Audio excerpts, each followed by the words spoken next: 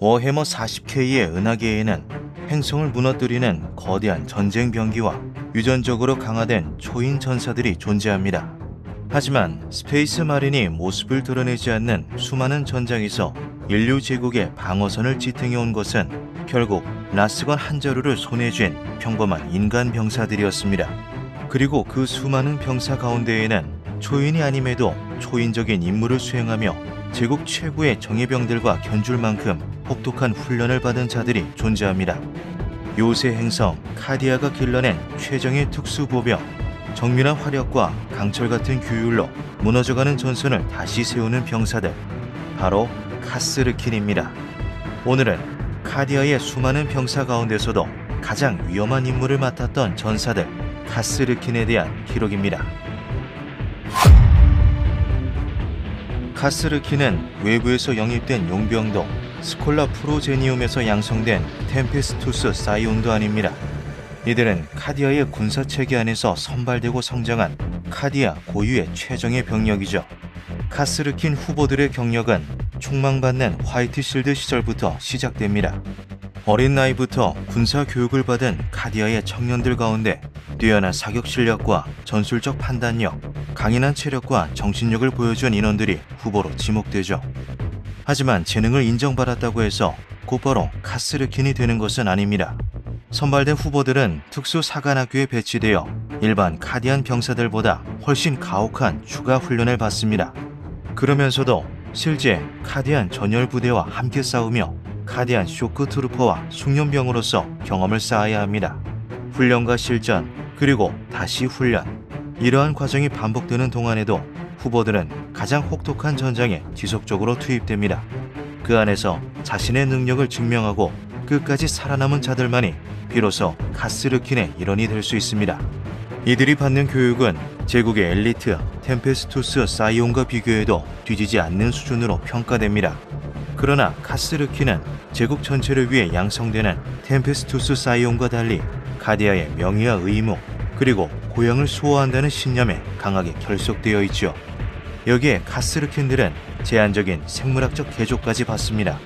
이 개조는 이들을 스페이스 마린과 같은 초인으로 만드는 것은 아니지만 일반 병사보다 뛰어난 신체적 내구성을 갖추고 가혹한 전투 환경을 견딜 수 있도록 신체를 강화합니다.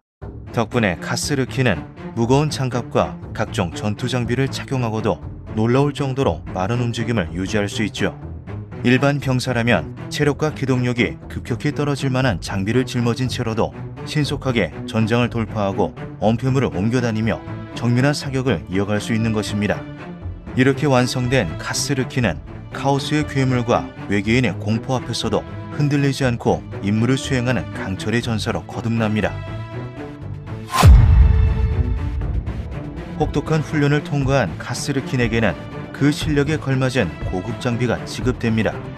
이들이 착용하는 방어구는 일반 가드맨의 표준 플랫 아머가 아닙니다.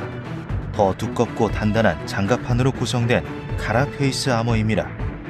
카라페이스 아머는 탄환과 파편을 표준 플랫 아머보다 훨씬 효과적으로 흡수하거나 튕겨낼 수 있으며 카스르킨의 헬멧 역시 위험한 환경에서 활동할 수 있도록 밀폐되어 있습니다.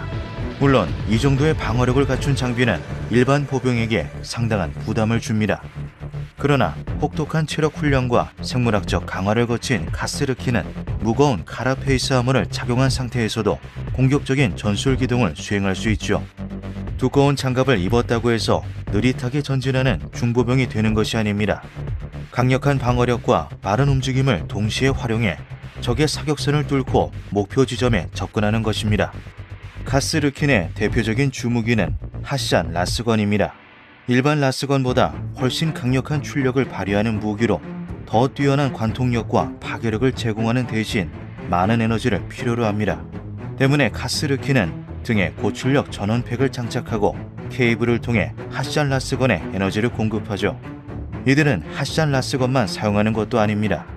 플라즈마건과 멜타건, 유탄 발사기와 화염 방사기 같은 특수 화기를 운용하며 파편 수류탄과 대전차용 크랙 수류탄도 함께 휴대합니다. 카스르킨의 지휘관들은 경우에 따라 파워소드와 핫샷 라스피스톨 같은 희귀한 장비까지 지급받습니다. 결국 카스르킨 분대 하나는 정밀한 소화기 사격부터 중장관 목표 파괴와 진지 돌파까지 수행할 수 있는 하나의 완성된 특수전 부대라 할 수 있습니다. 카스르킨 킬팀은 각자의 전문 분야를 가진 대원들로 구성될 수 있습니다. 군대를 지휘하는 숙련된 군대장, 부상자를 치료하고 다시 전투에 복귀시키는 의무병, 적의 요새를 파괴하기 위해 멜타 지뢰를 운영하는 데모 트루퍼, 플라즈마건과 멜타건, 핫샷 볼레이건 같은 강력한 화기를 담당하는 건어, 오스펙스를 이용해 적을 탐지하고 지형과 주변 소리를 분석하는 정찰병, 위장 망토와 핫샷 마스크맨 라이플을 이용해 장시간 적진에 숨어들어 저격하는 샤프슈터, 그리고 상급 지휘부와 연결되어 명령과 정보를 전달하는 복수 트루퍼까지 존재합니다. 각 대원은 오랜 훈련과 실전을 거친 숙련병이며 예상하지 못한 상황에서도 스스로 판단하고 임무를 이어갈 수 있습니다. 카스르키는 단순히 화력이 강한 병사들이 아니라 소수의 인원만으로도 상황에 적응하며 정확한 결과를 만들어내는 정밀한 전쟁 도구인 것입니다. 13차 블랙 크루세이드 당시에도 카스르키는 카디아 방어의 최전선에서 싸웠습니다. 그러나 결국 카디아는 파괴되었고 이들은 고향을 잃게 되었죠.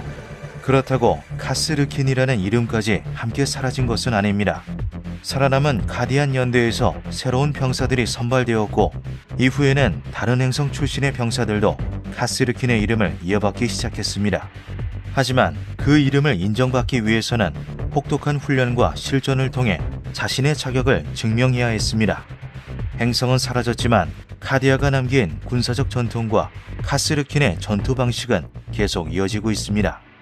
결론적으로 카스르킨은 단순히 좋은 장비를 지급받은 정예 가드맨이 아닙니다. 어린 시절부터 시작된 선발 과정, 가장 혹독한 전장에서 반복된 훈련과 실전, 무거운 전투 장비를 견디게 해주는 신체적 강화, 그리고 카디아를 지켜야 한다는 강한 의무감으로 완성된 최정예 전사들입니다. 이들은 스페이스 마린과 같은 초인은 아닙니다. 그러나 평범한 인간 병사가 훈련과 규율, 장비와 의지로 도달할 수 있는 가장 극단적인 경지에 가까운 존재이죠. 행성은 무너졌지만 그곳에서 태어난 병사들의 정신까지 무너지지는 않았습니다.